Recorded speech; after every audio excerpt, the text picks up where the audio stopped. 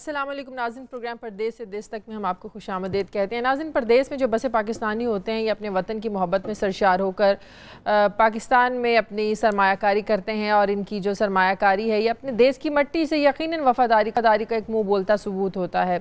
Overseas Pakistani दिन रात मेहनत करते हैं, बैरून मुल्क पैसा कमाते हैं ताकि वो पाकिस्तान आकर अपने वतन वापस आकर अपनी जो ख्वाहिशात हैं वो पूरी कर सके। लेकिन अलमिया इस बात का है कि इनका ज़ाहिर ज़िंदगी का बेशतर हिस्सा जो है वो पाकिस्तान से अपने वतन से दूर गुजरता है और जिसकी वजह से बहुत से मसाइल का इन्हें सामना भी करना पड़ता है। देश में मौजूद मुख्तलिफ जो हाउसिंग सोसाइटीज़ हैं वो इन्हें सब्ज़ बाग दिखा कर उनसे सरमायाकारी तो करवा लेते हैं, लेकिन बाद में उनसे किए गए जो वादे होते हैं उनको पूरा नहीं कर पाते। नाज़रीन, प्रोग्राम में बहुत सी ऐसी स्टोरीज़ पर भी बात कर चुके हैं जो कि प्रॉपर्टी इशू से जुड़ी हुई होती हैं और जो इन मसाइल की एक अहम वजह हमें नज़र आती है वो है सरमायाकारी करने के बाद ख़रीदी गई जो जगह होती हैं, अपनी प्रॉपर्टी होती है, उसकी सही तरीके से हिफाजत ना कर पाना है या दूसरों पर अंधा एतमाद करना है, चाहे वो अपने रिश्तेदार ही क्यों ना हों।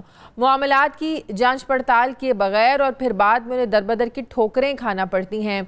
ऐसी एक स्टोरी पे हम आज बात करने जा रहे हैं जिसमें मुतासरीन को कुछ ऐसे ही मसाइल का सामना है। आज की जो स्टोरी है ये बरतानिया में मुकीम शख्स की है, मोहम्मद मजीद की। बकौल मोहम्मद मजीद के ओवरसीज़ पाकिस्तान फाउंडेशन के इदारे हाउसिंग वर्क डिवीज़न की जानिब से 1996 में OPF वैली के नाम से हाउसिंग सोसाइटी की बुनियाद रखी गई और बैरून मुल्क मुकीम पाकिस्तानियों से दरख्वास्तें भी तलब की गईं, जिस पर मोहम्मद मजीद ने अपने ख़ानदान के चंद और अफराद के साथ यहाँ पर एप्लीकेशंस जमा करवाईं और OPF वैली में 7 प्लॉट ख़रीदे। और फिर मोहम्मद मजीद का ये बताना है कि OPF के जारी करदा जो इंस्टॉलमेंट किस्तों का जो प्लान होता है उसके मुताबिक उन्होंने अपने ख़ानदान के दीगर अफराद के हमरा 4 मिलियन पाकिस्तानी रुपए जो थे वो जमा करवाए, जिस पर OPF हाउसिंग वालों की जानिब से उन्हें ये श्योरिटी करवाई गई, यकीन दहानी करवाई गई कि 1999 तक प्रोजेक्ट को मुकम्मल करके प्लॉट्स का जो फिर कब्ज़ा है वो मालिकान के हवाले कर दिया जाएगा। लेकिन 22 साल का अरसा गुजर गया लेकिन अभी तक मुतासरीन को प्लॉट्स का कब्ज़ा नहीं मिल सका 22 साल गुजरने के बाद भी, जबकि तमाम तहरीक़ात के मराहिल कब के मुकम्मल भी किए जा चुके हैं। मुतासर शख्स का मज़ीद ये कहना है कि जिस सोसाइटी के सब्ज़ बाग उन्हें दिखाए गए थे वो इस्लामाबाद के देही इलाके पर मुहित है और एक कसीर अरसा गुजर जाने के बावजूद भी इस जगह की कोई कदर कीमत नहीं है, जो कि मुतासरीन के साथ सरासर एक धोखा किया गया है। बकौल उनके ख़ानदान के अलावा तकरीबन 5000 के करीब और भी ऐसे मुतासरीन हैं जो सरमायाकारी करने के बावजूद अभी तक प्लॉट्स के कब्ज़े से महरूम हैं। लिहाजा मोहम्मद मजीद के आला हुकाम से वो अपील कर रहे हैं कि उनकी दादरसी की जाए। मेरे साथ मोहम्मद मजीद भी हैं, मोहम्मद इदरीस भी हैं इंग्लैंड से, राजा काशिफ हैं नुमाइंदा इस्लामाबाद से, अज़हर सिद्दीक हैं और Mohammad Mubashir assistant director OPF वो भी हमारे साथ होंगे। सबसे राजा काशिफ से बात करते हैं। राजा काशिफ, इस्लामाबाद का ये कौन सा इलाका है जहाँ बैरून मुल्क पाकिस्तानियों के लिए OPF वैली सोसाइटी के नाम से लोगों को जगह दिखाई गई और कब्ज़ा 22 साल गुजरने के बाद भी नहीं दिया गया? ये कौन सी जगह है? इस्लामाबाद का कौन सा इलाका है ये? जी, ये इस्लामाबाद की जापान रोड है, जोन 5 का एरिया है इस्लामाबाद का ये, जहाँ पे ये हाउसिंग सोसाइटी 5000 कनाल रकबे पर बनाई गई थी। तकरीबन 1996 में ये इसको इन्होंने लॉन्च किया था, आज से 22 साल कबल। और इसका कब्ज़ा जो तय हुआ था, उन्होंने कहा था हम इसके डेवलपमेंट के काम वगैरह करके आपको 3-4 साल में इसका कब्ज़ा दे देंगे। लेकिन उसके बाद हुआ ये कि मुख्तलिफ हुकूमतें आती रहीं, मुख्तलिफ इसके MD आते रहे OPF के, किसी ने इसमें दिलचस्पी नहीं ली। दूसरा, इसकी जो एक्सेस थी, इसका जो रास्ता था वो दही इलाके से, गांव के इलाकों से गुजर के जाता था, जहां से लोगों को जाते हुए ख़तरा होता था। उसके बाद इन्होंने फिर रास्ता तब्दील किया, एक निजी हाउसिंग सोसाइटी को अपनी ज़मीन में से हिस्सा दे के उसके बाद इन्होंने रास्ता लिया। जोन 5 का जो इलाका है वो प्राइवेट हाउसिंग सोसाइटीज़ के लिए मुख्तस है, उसमें इस्लामाबाद की जितनी प्राइवेट हाउसिंग सोसाइटीज़ हैं उनके लिए जोन 5 का इलाका मुख्तस किया गया। लेकिन ये जो OPF वैली है, इसकी जो बुनियादी चीज़ें हैं, इसमें इधर ज़मीन में पानी नहीं है, गहराई तक पानी नहीं है। ओपीएफ को अगर ये हाउसिंग सोसाइटी आ भी जाती है, इस ग्राउंड पे आ भी जाती है कि लोग रिहाइश रखना चाहें, तो आज भी इसकी ये पोजीशन नहीं है कि इसको मीठे पानी की एक्सेस हो, पीने के पानी की एक्सेस हो। दूसरा, इसको उन्होंने 3 ब्लॉक्स के कब्जे दिए हैं 22 साल बाद, लेकिन घर आज तक मैंने फिजिकल खुद इसकी गया हूँ, देखा है जापान रोड पे, ये दूर दराज इलाके में आज भी 22 साल पहले तो इधर इस एरिया की ये हालत थी कि यहाँ पे लोगों को शाम के बाद जाते हुए डर लगता था। चोरों का इलाका था, डकैतों का इलाका था, लोग जा नहीं सकते थे इस एरिया में। लेकिन अब यहाँ तक नौबत आ गई है कि ये पोजेशन देनी इन्होंने शुरू की है, लेकिन अभी भी वहाँ पे ना इन्होंने अभी तक इलेक्ट्रिक का कोई काम 22 साल के बाद अभी सिर्फ पोजेशन मिल रही है, पीने के पानी बने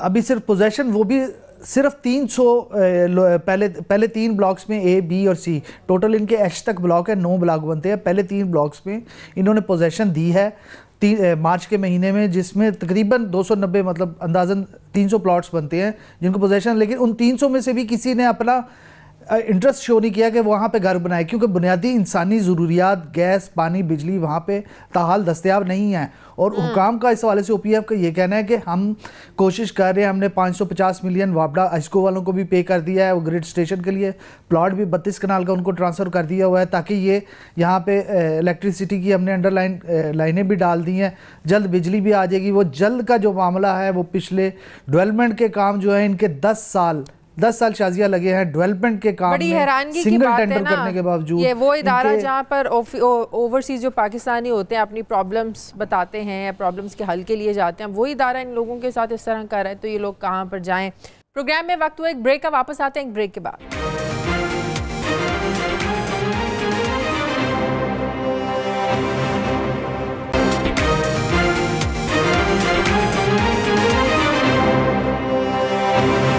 ब्रेक के बाद खुशामदीद। मजीद साहब, इतना अरसा हो गया, 96 में आप लोगों ने जब ये इस सोसाइटी की बुनियाद रखी गई थी, आपने उस वक्त ही ये यहाँ पर ज़मीन ख़रीद ली थी? जी एग्जैक्टली, जैसे मैं अप्रिशिएट करता हूँ काशा साहब को, उन्होंने बड़े डिटेल में बताया, और यही जो कुछ बता रहे हैं यही चीज़ है। तो उसके बाद कितनी देर तक आप लोगों ने वेट किया और कानूनी कार्रवाई क्या की आप लोगों ने?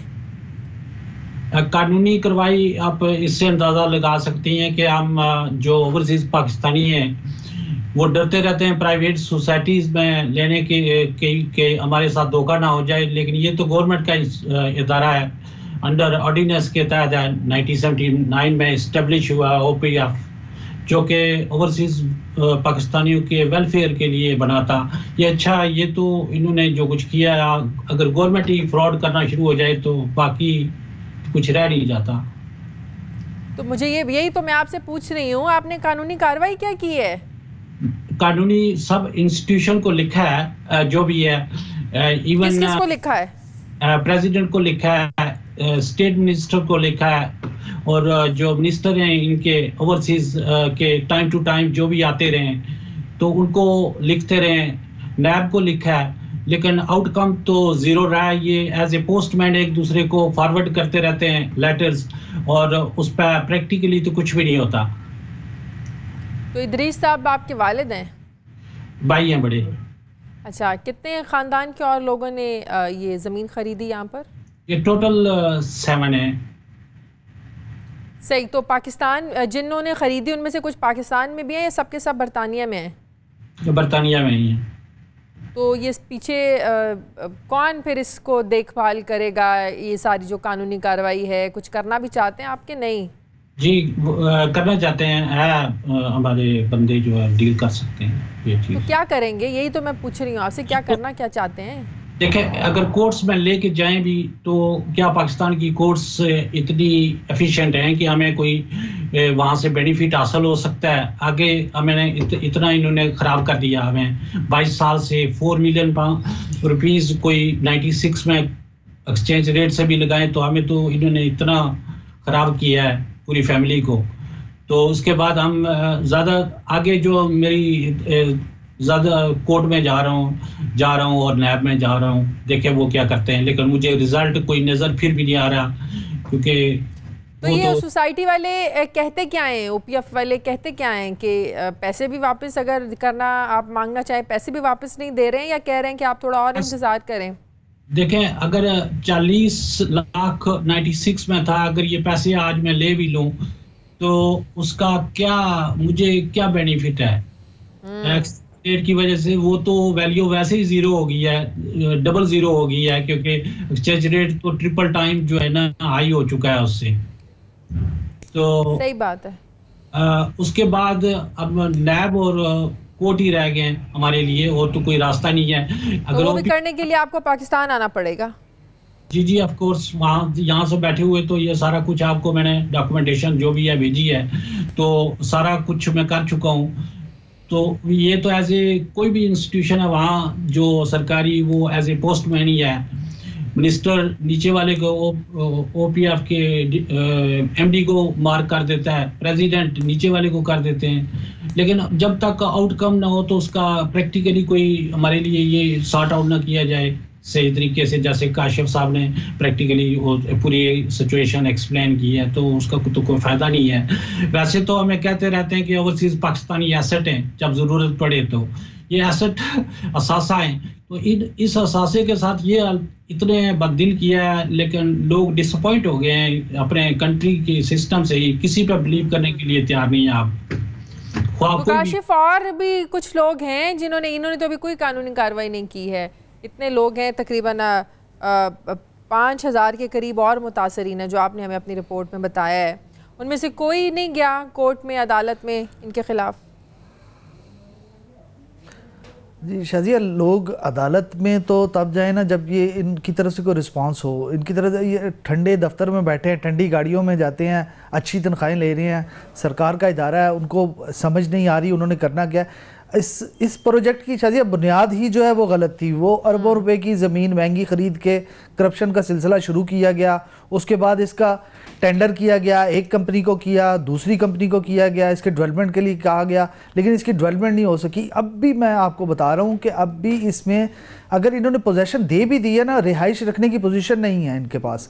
इन्होंने जो दरियाए सवां इसके गिरदो नवा में बहता है, वहाँ पे ट्यूबवेल बनाने के लिए जगह 200 कनाल परचेज़ की।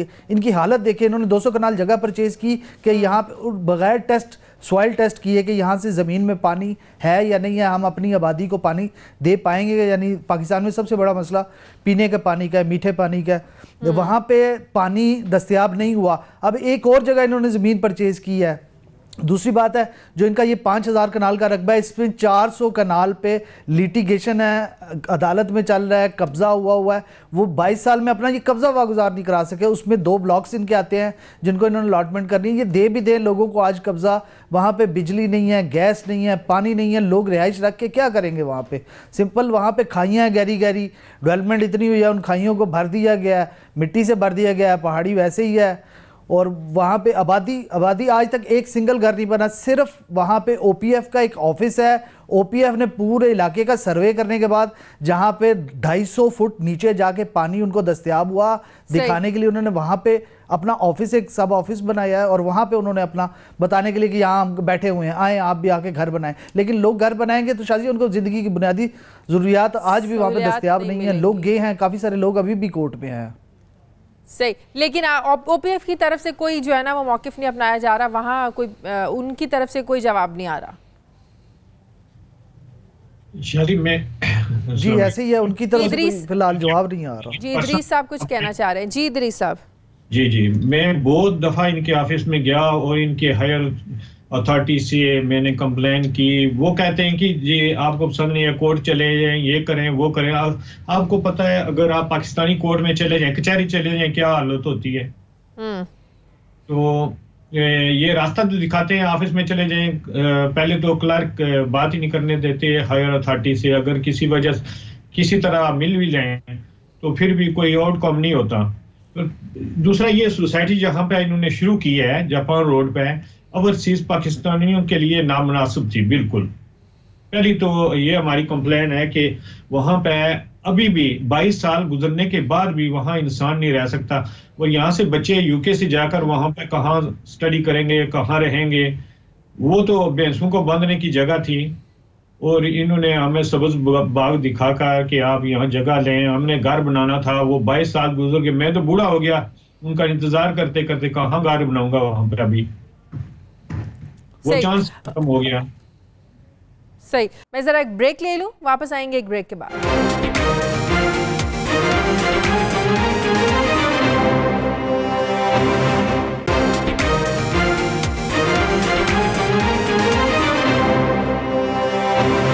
ब्रेक के बाद एक बार फिर से आपको खुशामदीद कहते हैं। Mohammad Mubashir assistant director OPF वो हमारे साथ हैं। मुबशिर साहब, ये आप लोग क्या कर रहे हैं उन लोगों के साथ? इन लोगों के पास एक ही आस होती है कि इनको मसला हो तो इन लोगों के लिए जो इदारा बनाया हुआ है ओवरसीज़ हाउसिंग, जो पाकिस्तानी फाउंडेशन जो बनाया हुआ है अपने मसाइल की दादरसी के लिए, अगर आप लोग उन लोगों के साथ इस तरह उनको तंग करेंगे तो वो कहाँ जाएंगे? जी मैडम, सबसे पहले तो मैं मेरे ओवरसीज पाकिस्तानी अजीज भाई इनको सलाम पेश करता हूँ। उसके बाद 92 न्यूज़ को मैं शुक्रिया अदा करता हूँ कि उन्होंने मुझे अपने प्रोग्राम में दावत दी। तो सेकंड मैडम, मैं आपको सबसे पहले इस स्कीम का थोड़ा सा बैकग्राउंड बताना चाहता हूँ कि ताकि आपको इसके सवालात का जवाब सही तरह से समझ आ जाए। तो मैं जवाब दूंगा। जी मैडम। नहीं, आप मुझे बस ये ज़हन में ज़रूर रखिएगा कि जो मेरे साथ प्रोग्राम में मुतासरीन बैठे हुए ना 22 साल हो गए इन्हें इन्वेस्ट किए हुए और आज भी उस जगह पर कुछ नहीं है। अब बात करें। 22 साल, इसको बिल्कुल 22 साल तो इससे 22 साल पहले हमने इसकी अलॉटमेंट का अमल स्टार्ट किया था, लेकिन मैडम इसकी जो कंस्ट्रक्शन जो एक्टिविटीज हुई थी ना वो 2008 में स्टार्ट हुई थी और इसका जो कंप्लीशन पीरियड था वो 2012 था। तो कुछ लैंड लिटिगेशंस की वजह, ये जब 1996 में लोग जमीनें ले रहे थे, आप लोगों ने उन्हें ये बात क्लियर की थी कि 2012 तक ये सब कुछ कंप्लीट होगा? कौन बेवकूफ था जो इतने अरसे तक इतनी ऐसी इन्वेस्टमेंट करता? आप मुझे बताएं। जैसे जब भी कोई स्कीम स्टार्ट होती है, बैरिया हो गया या DH हो गया, पहले वो लैंड लेते, जैसी लैंड वो ले रहे होते हैं तो जो अपने इंस्टॉलमेंट प्लान और जो पैकेज होता है वो लोगों को उसकी मार्केटिंग शुरू हो जाती है। एक मिनट मेरे साथ रहें, मैं पहले जरा आहिस्ता से जो आप बातें कर रहे हैं उनका जवाब लेते जाते हैं ना। इदरीस साहब, जब आप लोगों ने 1996 में यहाँ पर जमीन ली, आपको बताया गया था कि 2008 में काम शुरू होगा, 2012 में अलॉटमेंट होगी, ये सब बताया गया था आपको? नहीं मिस शाजिया, इन्होंने अगर आप इनका एप्लीकेशन फॉर्म और ब्रोशर पढ़ें तो इन्होंने ये एग्रीमेंट ओवरसीज से किया था कि हम जो है ना अलॉटमेंट विद इन 2 अलॉटमेंट जो लेटर है आपको भेजा, उस पर आप देख सकती हैं कि उन्होंने कहा था allotment will be with in 2 और 3 मंथ्स, टेक टाइम। तो उसके बाद जो डेवलपमेंट स्टार्ट होगी 96 से मिड 99 में कंप्लीट 2.5 साल में कंप्लीट कर दे, ये इन्होंने रिटर्न हमारे से कमिटमेंट किए। यही तो इनकी बात है। ये डायरेक्टर साहब जो असिस्टेंट डायरेक्टर साहब ऑनलाइन है, ये इनकी यही तो सितम ज़रीफ़ी है कि ये किस डाल से झूठ बोल रहे हैं और इन्हें शर्म आया भी नहीं आती कि कम अज कम जो है ना एक्टिव से गलती है तो एक्सेप्ट तो करें, लेकिन उसको कवर अप करी जा रहे हैं कि 2008 में किसने आपको पहले कहाँ थे कि आपने 2008 में डेवलपमेंट शुरू की या 12 में? तो मैं कह रही हूँ कि कौन होता जो इतनी लंबी प्लान के लिए जमीन लेता? जी जी दिया हुआ है जी। जो बात कर रहे हैं 1990s में इनको हमने अलॉटमेंट दिया, इसको पोजेशन हमने इनको नहीं दिया। हमने तो अलॉटमेंट का मतलब ही ये होता है कि ये जब तैयार हो जाएगी तो जो प्लॉट इनको हमने अलॉट किया है वो इनका कब्जा उनको मिल जाएगा जैसे ही काम कंस्ट्रक्शन का काम कंप्लीट हो जाएगा। तो मैडम हमने इस रूल्स रेगुलेशन को फॉलो करना होता है, गवर्नमेंट अप्रूवल्स इसमें मैटर करती हैं और हमने पेपरा रूल्स को भी फॉलो करना होता है। ये सारा अमल ये सारा टाइम कंज्यूमर। क्या रूल्स में ये भी शामिल होता है कि जो जमीनें खरीदने वाले हैं, जो बाहर के लोग बेचारे इन्वेस्ट करते हैं, उनको आप 22-22 साल के लिए ख्वार करें, ये रूल्स में शामिल होता है? नहीं मैडम, ये रूल्स में बिल्कुल शामिल नहीं होता। इसमें ख्वारी की कोई बात नहीं। अब मैं आपको आगे इसमें बताता जाता हूँ कि पिछले चंद 2-3 सालों में हमने जो इसमें जैसे ही हमें ये स्कीम कंप्लीट होकर मिली, हमने जो नई इसमें डेवलपमेंट्स की उनके बारे में आपको बताता हूँ। मिसाल के तौर पर इसमें हमें पता है कि जो हमारे ओवरसीज पाकिस्तानी भाई हैं, ये मतलब प्लॉट लेके घर बनाना इनके लिए बहुत मुश्किल होता है क्योंकि इनको 5-6 महीने यहाँ पे पाकिस्तान रहना पड़ेगा तो ये घर बनाएंगे। इसमें मैडम हमने चंद प्रोजेक्ट शुरू किए। मिसाल के तौर पर हमने कंस्ट्रक्शन ऑफ अपार्टमेंट बिल्डिंग हम बना रहे हैं। इसमें कहाँ बना रहे हैं काशिफ, जरा आप इनको बताएं कि आपने विजिट किया, आपको कुछ नजर आया वहाँ पे? मैडम ये भी प्रोक्योरमेंट स्टेज पे है। शादिया बहुत बड़ी खाइयां हैं उधर सिर्फ सड़कें, इन्होंने ड्रोन से फिल्म मूवी बनाई है। इन्हें पूछे पानी है उधर, गैस है, बिजली इलेक्ट्रिसिटी पूरी मुकम्मल हो गई है, ग्रिड स्टेशन बना दिया गया है। इनसे पूछे पानी का हल बताएं, इनके पास पानी का क्या हाल है? बुनियादी जरूरत है इंसानी, बाकी चीजें छोड़ दें। कैसे खड़ी करेंगे बिल्डिंग बगैर पानी के? एक बिल्डिंग कैसे खड़ी होगी? चंद अरसे में मुहैया हो जाएगी। कितने कब हो जाएगा? मैडम यहाँ पे बिजली भी मौजूद है, जो घर बनाएगा हम उसको बिजली भी देने के तैयार हैं। जो यहाँ पे अभी घर बनाए उसको हम पानी भी मुहैया कर सकते हैं, हम इस पोजीशन में हैं। 22 साल से आप लोग दे नहीं सके, आज आपको प्रोग्राम में ले लिया, आज आपको जो है ना वो इस पर मौक़िफ़ आपका ले लिया, तो अब चंद हफ्तों पे बात आ गई। अल्लाह का खौफ करें मैडम, कोई मांगे हम उसको डेफिनेटली देंगे, हम इस पोजीशन में हैं बिल्कुल। आगे जो भी ओवरसीज पाकिस्तानी भाई हमारा घर बनाएगा तो हम उसको पानी भी देंगे, बिजली भी देंगे, और गैस में थोड़ा टाइम लगेगा क्योंकि हमें 22 साल के बाद अभी भी गैस पे टाइम लगेगा। वाह मैडम, गैस पे ये कि हुकूमत पाकिस्तान की तरफ से एक पाबंदी लगी है, उन्होंने हमें RLNG ऑफर की है। RLNG क्योंकि बहुत महंगी है तो हम ये इस तरफ नहीं जा रहे क्योंकि ओवरसीज पाकिस्तानी से एक फाइनेंशियल बर्डन होगा, इसलिए हम कोशिश कर रहे हैं कि हमें सुई गैस ही मिले कि जो कि सस्ती। मुबश्शिर साहब, पहले 3 ब्लॉक्स का आपने कब्जा दिया है, पहले 3 ब्लॉक्स का आपने मार्च में कब्जा दिया है, आज जुलाई चल रहा है, अगस्त चल रहा है। आप बताएं इस महीने में कोई घर किसी ने शुरू किया है, किसी ओवरसीज ने? 300 प्लॉट्स का कब्जा दिया आपने, अगर पानी और बिजली है तो मुझे बताएं किसी ने घर शुरू किया है वहाँ पे बनाना? शाजिया को ये बता दें सिर्फ। हमारे से मैक्सिमम लोगों ने कब्जा ले लिया, लोगों ने चारदीवारी बनाने के लिए लोग प्लान कर रहे हैं, लेकिन अभी तक किसी ने घर बनाना शुरू नहीं किया। तो जब भी वो शुरू करेगा हम उसको फुली सपोर्ट करेंगे, उसे बिजली भी देंगे, उसे पानी भी देंगे, हर चीज इंशाल्लाह उससे मुहैया करेंगे। इदरीस साहब, आप इनसे कुछ पूछना चाह रहे हैं? मेरा प्लाट है जो मैंने अपना घर बनाने के लिए इन्होंने मुझे दिया था, इनके पास जमीन ही नहीं थी, और अभी उन्होंने लेटर लिखा है कि आपका प्लाट लिटिगेशन में है, कोर्ट में केस चल रहा है। तो उस वक्त मैं तो E11 में लेना चाहता था जब इन्होंने शुरू की थी, तो उस वक्त सिमिलर प्राइस थी E11 की और OPF की ऑफर की। हमने इसलिए ये प्लाट लिया था, ये गवर्नमेंट का अदारा है, ये काम करेंगे और जो कह रहे हैं ये सही तरीके से होगा। तो वो तो हुआ नहीं, जिस मकसद के लिए प्लाट लिया गया था वो तो जमीन इनके पास नहीं थी। इन्होंने कहा जी आप प्लाट लें, तो अभी 22 साल के बाद कहते हैं वो तो हमारे पास जमीन ही नहीं है। अब ये मसला है कि ये कहते हैं कि किसी जगह और प्लाट ले रहे हो, वहां पे प्लाट लेना OPF में आप काशिफ साहब ये उन्होंने देखा है, किसी आप कंपेयर करें किसी जगह D12 से E11 से या किसी और इस्लामाबाद के सेक्टर से, तो वहां तो रैश बिल्कुल नामुनासिब है 22 साल के बाद किसी और जगह जाकर रहना उसी सेक्टर में। सो हमारा जो प्लाट है वही मिलना चाहिए था। वो कहते हैं कि भाई वो तो मिल नहीं सकता, वो जमीन नहीं है। तो जब जमीन इनके पास नहीं थी तो इन्होंने हमें ऑफर क्यों की? एक चीज है ही नहीं आपके पास, तो फिर वो दूसरे को कैसे ऑफर कर सकते हैं? तो अब पता नहीं क्या करते हैं हमारे साथ। तो दूसरा, अभी हम इस पोजीशन में ही नहीं कि वहां पे स्टार्ट कर सकते हैं, जिंदगी तो वहां गुजर ही नहीं सकती, कोई चीज है नहीं, एरिया में भी सहूलत नहीं है बिल्कुल। अजहर सिद्दीक हमारे साथ हैं। अजहर साहब, ये कोई पहली सोसाइटी वाले नहीं है जो लोगों को इस तरह तंग कर रहे हैं, इन्होंने अपने जाल में फंसाया। ऐसी कौन सी सोसाइटीज़ हैं 22 साल गुजर जाते हैं और लोगों को जो है ना वहाँ पे कोई नाम निशान ही नहीं होता कि कोई घर बनाए या ज़रूरी बुनियादी सहूलियात मिले। तो ये वो इदारा है जो लोगों को, जिससे ओवरसीज़ लोगों जो पाकिस्तानी हमारे हैं उनको उम्मीदें होती है कि उन्हें ज़रा सा कोई मसला हो तो वो यहाँ पर आएँ अपनी मदद के लिए। जब ऐसे ही इदारे इन लोगों के साथ, जब सरकारी इदारे लोगों के साथ हाथ करें तो उनको कौन पूछे? मैं तो बड़ा हैरान हो रहा हूँ, यानी such kind of blatant fraud और ये सारा कुछ हो रहा है।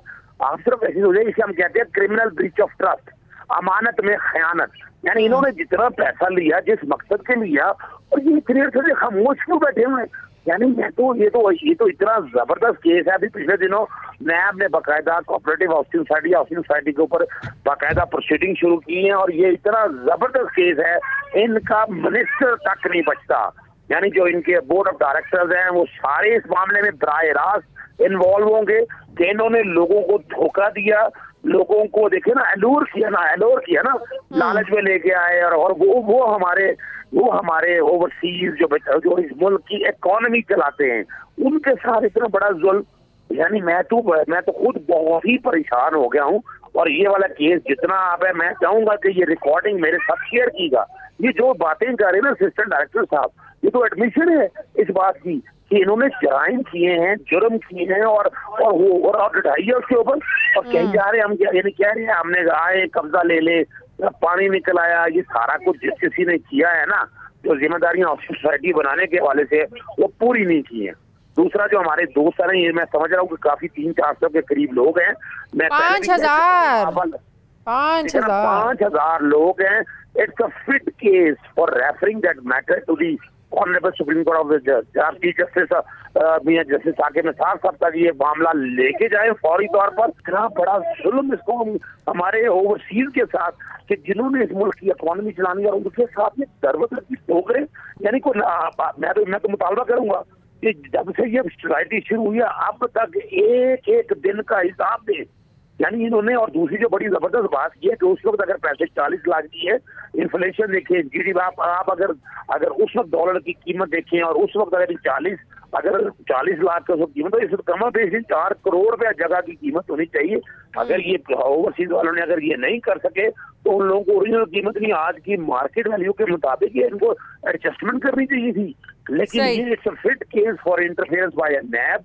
सेक्शन 9 के तहत चेयरमैन नैब को दरखास्त दे। मेरा नहीं ख्याल है कि इसमें फौरी तौर पर कोई इंक्वायरी शुरू नहीं होगी, इन्वेस्टिगेशन शुरू नहीं होगी और ये सारे के सारे लोग जेलों में जाएंगे। बाकायदा बेहतरीन केस है नैब के रेफरेंस का, जहां इन्हें जगह कब्जे के मिलेंगे वहां उन लोगों को बाकायदा जेल की हवा भी भुगतनी पड़ेगी। सही, मुझे एक ब्रेक लेनी है, वापस आते हैं एक छोटे से वक्फे के बाद।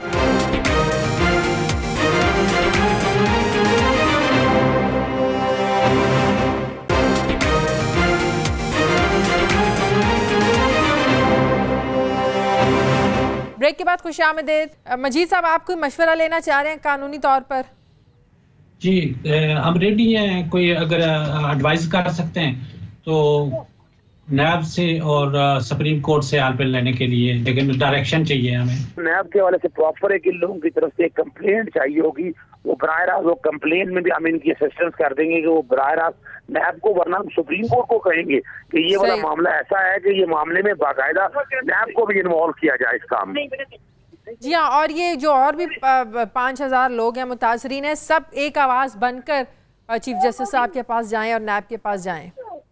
जी मैं तो अर्ज करूंगा, ये तो हमने तो देखे हैं, हमें अपने भाइयों की हर तरह से खिदमत करनी चाहिए। और ये मैं पहले भी कह चुका हूँ कि ये आप लोगों का बहुत बड़ा क्रेडिट है कि आप इतना बड़ा प्रोग्राम देखे ना। ये 5000 लोगों की आवाज किसी ने उठानी थी, वो तो बेचारे बाहर बैठे हुए हैं, उन्हें पाकिस्तान के अंदर क्या पता ये क्या कुछ हो रहा है, क्या जुल्म हो रहा है।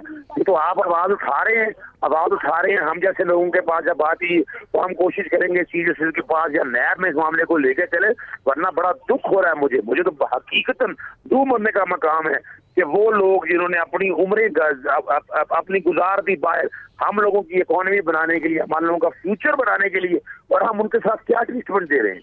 मुबशिर साहब, अगर आप लोग इसको मैनेज नहीं कर सकते तो आज की प्रॉपर्टी प्राइस के मुताबिक आप लोगों के जो पैसे हैं वो वापस कर देने चाहिए। मैडम, मैं इसमें आपको थोड़ा सा गाइड करना चाहूँगा कि हमारी जो स्कीम है ये 5000 केनाल के ऊपर है और इस 5000 केनाल में तकरीबन 2000 प्लॉट है। 5000 प्लॉट नहीं है, मेरे ख्याल से आपको गलत इन्फॉर्मेशन दी है। 2000 जो अलॉटीज हैं इनको हमने सारे प्लॉट तकरीबन almost 90% of the allottees are satisfied. और जो 5000 केनाल में से सिर्फ वो सेटिस्फाई की जरा एक मिनट ठहरिएगा, सेटिस्फाई से क्या मुराद है? सड़कें बन गई हैं, कमर्शियल एरियाज बन गए हैं, ग्राउंडें बन गई हैं, साइड प्लान, ग्राउंड वर्क पे क्या चीज है जो आप कहना चाह रहे हैं? बिल्कुल कह रहे हैं कि सेटिस्फाई है। Water supply, sewerage, roads, everything is ready. हमने पोजेशन भी ए ब्लॉक का दे दिया, बी, सी और डी ब्लॉक का दे दिया। वो जो बंदा आके यहाँ पे घर बनाना चाहे वो बिल्कुल आके आज के दिन में अभी बना सकता है। वो हर चीज, उसका पानी नहीं है, गैस नहीं है, वो कैसे देंगे?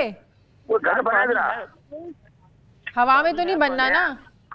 पानी कोई सबूत है आपके? कोई वेबसाइट पे डाले हुए हैं?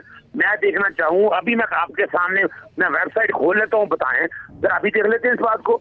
Don't make fun of this nation. खुदारा जो आप बातें गलत मत करें, गुमराह ना करें। वो बेचारे बाहर बैठे हुए हैं और आप पाकिस्तान में बैठे झूठ बोले जा रहे हैं। नहीं, बिल्कुल मैं सच बोल रहा हूँ, इसमें झूठ की कोई बात नहीं है। मैं ये बताना चाह रहा था कि 5000 केनाल में से 400 केनाल का एक टुकड़ा है जो लिटिगेशन में चला गया था। उसका जो केस है वो अभी तक कोर्ट में है, जो हम उसको परसू कर रहे हैं। विजिटली इंशाल्लाह हमें उम्मीद है कि वो भी हल हो जाएगा। वो जो पेंडिंग है, कौन सी अदालत में पेंडिंग पड़ा है? मैं सवाल बताऊं, जैसे ये केस खत्म होगा इंशाल्लाह हम उससे भी डेवलप करके ये जो बाकी के जो हम ओवरसीज पाकिस्तानी जो अभी तक सफर कर रहे हैं उनको भी हम इंशाल्लाह इस पोजीशन में हो जाएंगे कि उनको भी कब्जा मिल जाए। 22 साल से तो इस पोजीशन में हुए नहीं। सवाल पूछा कौन सी अदालत में? इतने अरसे से क्या हो गया आप? ये तो आप हियरिंग दी, कौन सी अदालत में ये मामला, क्या ये मामला पेंडिंग पड़ा हुआ है? ये कोर्ट केस है, ये मैं आपको अपने लॉ ऑफिसर से कंफर्म करके बता सकता हूँ। लेकिन आपने पता ही कोई नहीं है, यानी इतने अरसे कोई केस इस तरह चल सकता है? ये तो मजाक है। यानी आप इतने अरसे आप लोगों ने क्या किया? कोर्टों में गए किस चीज का, यानी आपको हाई कोर्ट में सुप्रीम कोर्ट में जाके आवाज उठाई आप लोगों ने कोई? या सिर्फ वो डेटों में डेटे लिए जा रहे हैं और मिल मिला के लोगों से पैसे दे के और ये सारा काम हो रहा है? ये तो नजर आ रहा है, सारे लोग मिले हुए हैं। नहीं सर, ऐसी कोई बात नहीं, कोई मिला नहीं हुआ। हम इसको वैगसी परस्यू कर रहे हैं, हमारा लॉ सेक्शन काफी स्ट्रांग है। मैंने अभी आपसे वेबसाइट पूछ के बताएं जरा, मुझे जरा बताएं, वेबसाइट पे बताएं ना, डालें जरा, मैं कहाँ देखूं कि वो आपकी शक्ल है और कोई पता मैं और 10-12 दिन के अंदर हम आपके वहाँ पर जाके फिजिकल इंस्पेक्शन भी कर लेते हैं। जो बातें कह रहे हैं ये साबित कर सकेंगे आप? के लिए तैयार हूँ मैं, बिल्कुल आपको साइट विजिट करवाने के लिए तैयार हूँ। इसके अलावा मैं आपको, हमने ऐसे इकदाम किए हैं कि जो कॉलोनाइजेशन को प्रमोट करने के लिए, अगर आप मुझे 2 मिनट का टाइम दे तो मैं आपको प्रोजेक्ट्स जो हम नए शुरू करने जा रहे हैं, जिनके इश्तेहारात अखबारात में भी आ चुके हुए हैं, जो पास न्यूज़पेपर आप उसके चेक कर सकते हैं। मिसाल के तौर पर 6 अपार्टमेंट बिल्डिंग है, जैसे मैंने पहले जिक्र किया, वो हम बनाने जा रहे हैं। उसके बाद हम 50 कंट्री होम्स बनाने जा रहे हैं। इसका मकसद ये है कि ओवरसीज पाकिस्तानी को हम प्लॉट की बजाय घर की चाबी दे सकें ताकि वो आके रहना शुरू कर सकें। इसके अलावा आपने कमर्शियल एरियाज की बात की, वहाँ पे कमर्शियल एरियाज नहीं है, तो उसकी भी हमने प्लानिंग एंड डिजाइनिंग का काम शुरू थ्रू कंसल्टेंट करवा दिया हुआ है। ये तकरीबन पिछले 6 माह पहले से ये काम स्टार्ट है, जो कि अभी फाइनलाइजेशन स्टेजेस पे है, और इसकी भी हम इंशाल्लाह अगले 1-1.5 माह में CDS से अप्रूवल लेके इसको भी इम्प्लीमेंट करना शुरू कर देंगे। इसके अलावा सर, जो स्कूल, जाहिर बात आप रहेंगे, आपको स्कूल वगैरह चाहिए होंगे, तो स्कूल के भी हमारे पास जो एज पर मास्टर प्लान जो प्लॉट्स ईयर मार्क हुए हैं, उसको भी हम लीज या ऑप्शन करके किसी रिनाउंड एजुकेशनल इंस्टीट्यूशन को दे देंगे, ताकि वो भी वहाँ पे स्कूल्स बना सके, ताकि ओवरसीज पाकिस्तान को स्कूल्स और दूसरी अभी तक क्या किया है? मैं फिर वही कह रहा हूँ, आप ये क्या बता रहे हैं? आप बता रहे हैं ये होगा, ये कर लेंगे, मुझे ये बताएं अभी तक कितने ये आपने कर लिया, वो बताएं जरा। इसकी एडवर्टाइजमेंट अखबार में आ चुकी हुई है। ये फिर वही बात, आप एडवर्टाइजमेंट, मैं पूछ रहा हूँ कि कब से 90s या 80s से बात कर रहे हैं, पता क्या किया आपने? वो जवाब दे पहले आप। चलो ठीक है अजहर साहब, आप इन्हें मशवरा दें इदरीस साहब और मजीद साहब को। टाइम अगर काइंडली दें, मैं आपको बताना चाहता हूँ कि जब तक इंफ्रास्ट्रक्चर तब तक हम ये काम शुरू नहीं कर सकते थे। अभी क्योंकि हो चुकी हुई है, तो अब ये काम मैं आपको ना मंडे को मेरे दफ्तर से बकायदा इंफॉर्मेशन के लिए खाते के आपके जितने प्रोजेक्ट है मैं सारा डाटा मंगवा रहा हूँ आपसे, और मैं एक चीज आप लोगों से कॉल करूंगा ह्यूमन राइट्स के हवाले से, पब्लिक इंटरेस्ट के हवाले से, कि आपके मैंने अकाउंट चेक करवाने हैं, मैं ऑडिट करवाना चाहूंगा और क्या करूँ मैं, और I am taking that matter very seriously. ये इदरीस साहब कुछ पूछना चाह रहे हैं, फिर वक्त खत्म हो रहा है प्रोग्राम का। अजहर साहब, जी इदरीस साहब आप कुछ पूछना चाह रहे हैं? अच्छा, मैं ये मिस शाजिया कहना चाह रहा हूँ कि ये जो साहब OPS से हैं, ये फिर दोबारा गलत बयानी कर रहे हैं। एक्चुअली क्या है कि ओरिजिनल जो इन्होंने एप्लीकेशन तलब की थी उस वक्त 8,000 कनाल थी, फिर रिड्यूस करके 5,000 की, तो बंदे जो 5,000 से ज्यादा थे, लेकिन लोगों ने 22 साल इन बिटवीन 96 से 2018 तक तंग आके कुछ पैसे ले लिए। अब इनके पास तो बाकी बचे 2,000 बचे। हालांकि ये कितनी गलत बयानी कर रहे हैं कि लोग फेड अप होके इनसे, इनके फ्रॉड से, तो पैसे जो कुछ मिलता था उन्होंने लेके इनसे जान छुड़ाई। अब दूसरा जो कह रहे हैं कि ये हाउस बना के देंगे, एक नया फ्रॉड ये करेंगे ओवरसीज पाकिस्तानी से, तो फिर डिमांड करेंगे कि हम आपके हाउस बनाएंगे, ये करेंगे, वो करेंगे, और फर्दर पैसे दो। तो मैं तो यही रिक्वेस्ट ओवरसीज पाकिस्तानी के अल्लाह राय के जो है ना, खुदा के वास्ते इनके पास जो है ना इनकी कोई सुने, ना पैसे इन्हें भेजें। ठीक है, बहुत शुक्रिया इदरीस साहब, मजीद साहब, अजहर सिद्दीक। आपका जो केस मजीद हम फॉलो करते रहेंगे। प्रोग्राम का वक्त खत्म हो गया, अगले हफ्ते एक नई स्टोरी के साथ आपके सामने हाजिर होंगे। तब तक के लिए मुझे इजाज़त दीजिए, अल्लाह हाफिज़।